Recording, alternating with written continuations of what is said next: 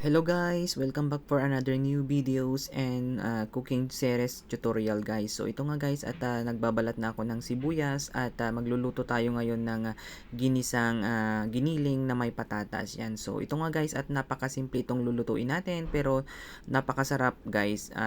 Kayang-kaya sa ating bulsa guys. So panoorin po natin ito at matuto po tayong magluto ng ating giniling na may patatas. Yan. So ito nga guys at akin ng prepare itong ating mga ingredients at mga gagamitin mamaya sa pagluluto at hinihiwa ko na itong bawang ng maliliit lamang at pinong-pino. Yan, tamang-tama lang po sa hugis ng ating patatas mamaya na ating hihiwain ng bahagya. Yan. So guys, ito at prepare ko na nga itong lahat guys, yung sibuyas, bawang at itong nabalatan ko na rin itong patatas. Yan. So ito na nga guys at ready na itong ating sibuyas at sunod na rin natin dito itong patatas at binalatan ko na nga kanina para hindi tayo maano sa oras at ito na nga guys at hihiwain ko lang siya ng bahagya na pang square yan. So kung mapapansin nyo guys, ang pagkakahiwa ko dito ay square guys na katamtaman lang yung laki gaya ng ating giniling at para naman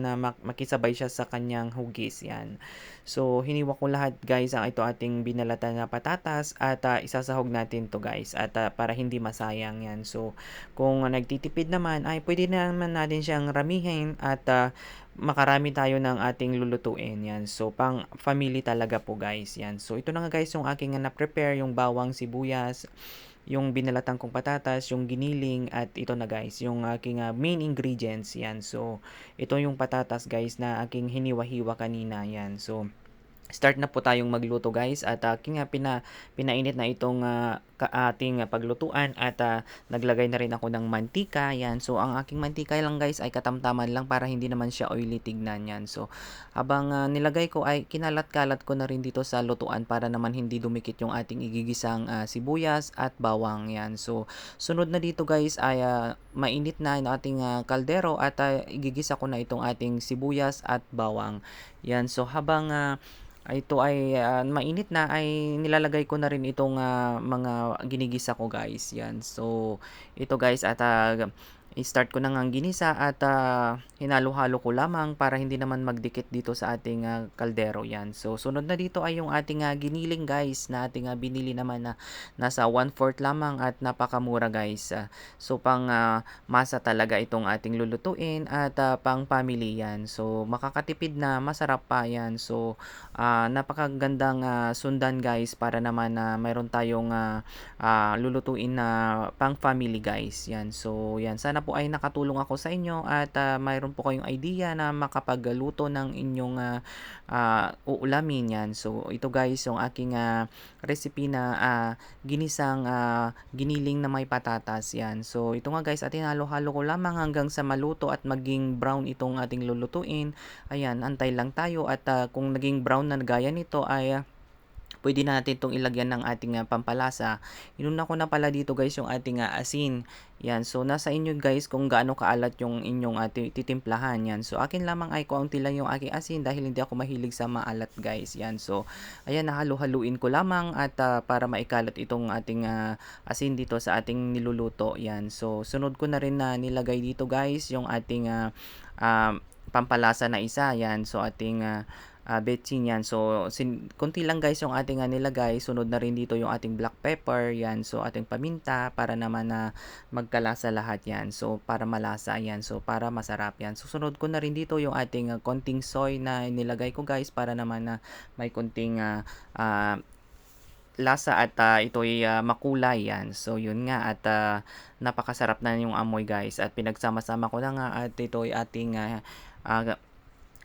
atin ng pinagsama-sama itong mga ingredients at hinalo-halo na rin guys at isusunod ko na rito yung ating patatas para naman maluto na rin at lumambot yan. So habang kumukulo guys ay lalo siyang sasarapan yung amoy yan. So isunod ko na dito guys yung ating patatas na aking hiniwa kanina ng pagkaka-square lamang at ito'y marami din pala yung aking nahiwa. So tamang-tama lang guys. So aking babaunin at aking uulamin ngayong araw at baka bukas mayroon pang matira yan. So, nakatipid na tayo guys at masarap pa itong ating ulam yan. So, ganun guys, pag isa kang OFW guys, kailangan matuto tayong magtipid at tayo'y marunong mag-ipon yan. So, para sa ating family yan. So, guys, ito na tatakpan ko guys para naman lumambot itong ating nilulutong patatas at maluto na rin itong ating karne yan. So, ating giniling yan. So, ito na nga guys at paluto na itong ating niluluto at amoy pa lang ay ulam na nga guys. So pa-comment down naman guys kung taga saan kayo nanonood at pa-like and share na rin po guys yon. So atin ang titikman ng ating linutong ginisang giniling na may patatas. Yan, so far guys ay okay naman na ang ating patatas at luto na. Yan, luto na guys.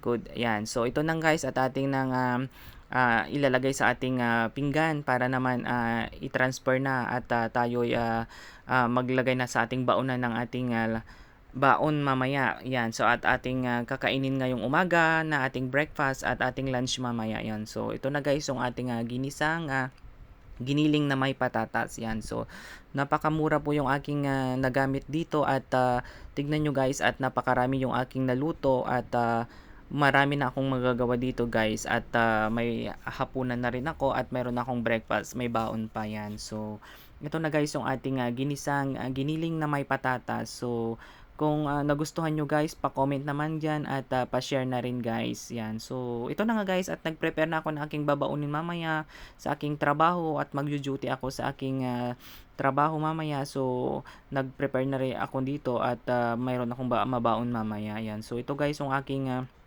pananghalian mamaya at nakatipid na ako guys. Yan. So ito yung aking babaunin yan. So aking nilagay na sa baunan at mamaya-maya lamang ay papasok na ako sa aking duty at magtatrabaho na. Yan. So ganun talaga ang buhay ng isang OFW guys. Kailangan tayong magtipid at maging madiskarte ganun para naman mayroon tayong maitulong sa ating family at makatulong din tayo sa kanila. Yan.